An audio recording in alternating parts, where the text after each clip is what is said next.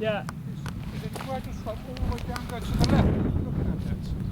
It doesn't appear to do that. So you're on the side of it there.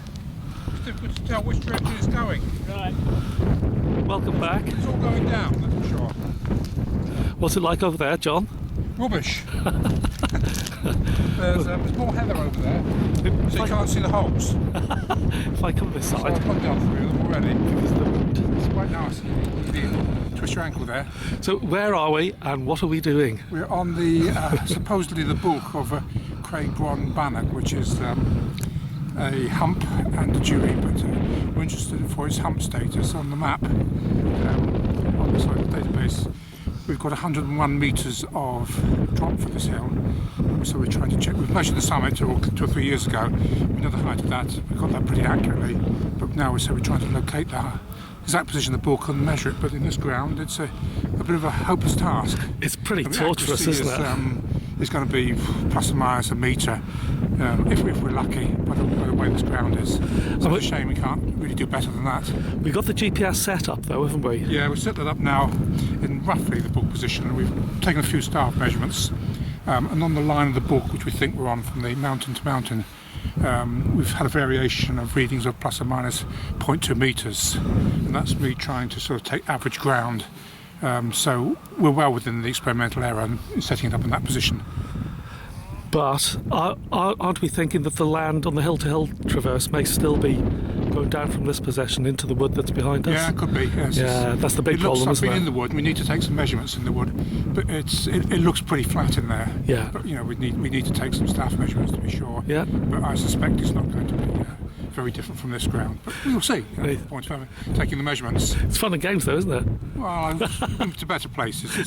It's a bit unsatisfactory when we've got machinery that can measure these things accurately, and of course the land is just making it impossible to do so. Yeah, yeah. It's a shame, but anyway, we'll do our best. Yeah, okay then, cheers, Cheers then. John. There's the GPS just in the background somewhere. Here's Graham. I'll do a bit with you, Graham, a bit later, I think. Maybe when we're in the wood, completely lost. But the territory underfoot, it's pretty bad. We've all been in bogs, and there's huge big channels that diggers or bulldozers have cut out, just full of slime and green water, and it's pretty torturous even trying to sort of make progress walking here. We'll do a little bit of filming later on. Here's John in the spooky wood. Let's go and see Graham. Graham's going to tell us what we're doing in the wood. I'm frightened. I'm in the spooky wood. We're in another wood, Graham. We're in another wood. Yeah, we seem to find ourselves in woods, don't we? So so we've done quite a bit of levelling, haven't we, outside of the wood from the GPS setup position? Yeah, we have.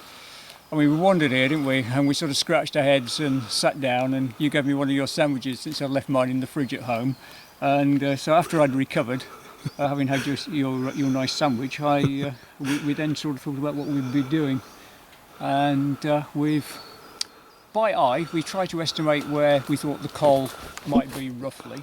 Yeah. And then we took staff readings in the valley to valley direction and the summit to summit direction, and what we've come to the conclusion of is there's a vast area that is on the macro scale very flat, but in fact on the micro scale it's very lumpy indeed. I mean, you can find yourself going into a ditch at least a metre down, can't you, and up onto little hummocks, so there's at least a metre's uncertainty in the average height of the ground.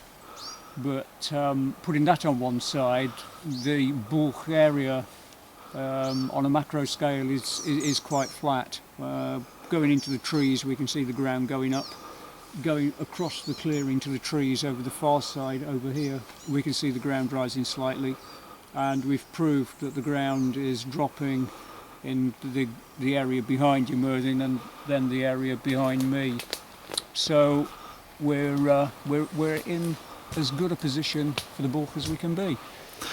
Yeah, I think it's been a pretty good job considering what the prospect of success was when we first came onto the area. When we first started, we scratched our heads and we said, we don't stand a chance with this. I mean, it's just ridiculous. But when you start probing around, and you take some real measurements, you begin then to get a picture develop, and that's what we've been doing really for about the last couple of hours. And we've all agreed it's a very nice spooky wood, haven't we? And it's a spooky wood. Yeah. It's a very spooky wood. But yeah, John's a few siskins in the background. Haven't we?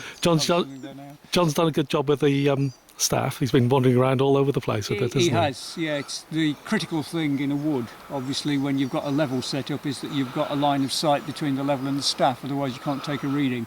And John has been very careful to make sure he's got placements that allow us to take readings, which is no mean feat when you look at the brushwood that's around.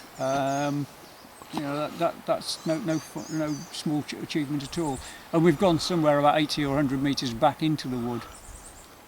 So we've been a fair distance and we can see the ground rising. So it does give us confidence that this area just outside the wood and where we are now is all at about the same height and is the bulk area. Yeah, brilliant. Well, cheers, Graham. I'm going to wander out and fall over. I was just going to say, you might get some nice shots of the moss in front of you.